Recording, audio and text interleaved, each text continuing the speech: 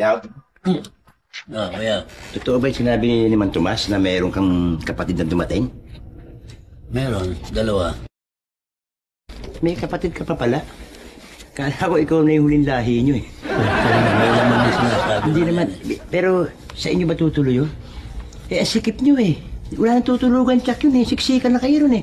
Malamang yun, dito tumuloy yun sa kay Ate Ason. Si Asun nga nagyaya na dito sila matumuloy na lang. Naku naman. Pero sinasabi ko eh, mga biglang lumuluwas nang walang abiso. Ba't hindi sila mag-hotel, oh? Ha? Ang daming hotel dyan. Ano, wala silang pera, kamukha mo. Hoy! Sino nagsabi sa iyo na wala akong pera, ha? Dumating ako dito, ang dala ko dito sa aking bag, 100,000 pesos. At lahat ng credit card sa Amerika, dala ko. Anong mamatay mo kung sasabihin mo sa amin na wala kaming pera? Mayaman kami! Teka. Ikaw naman. Sino ba itong nang mamata sa atin ito? Sino ka ba? Aray, wala ako dito.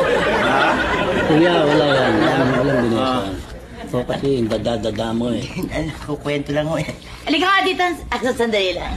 Halika nga. Napakabastos mo talaga, napakabastos mo. Yung mga pinagsasabi mo na yan. May bisita tayo tapos ganyan ka magsalit. Bastos ka talaga.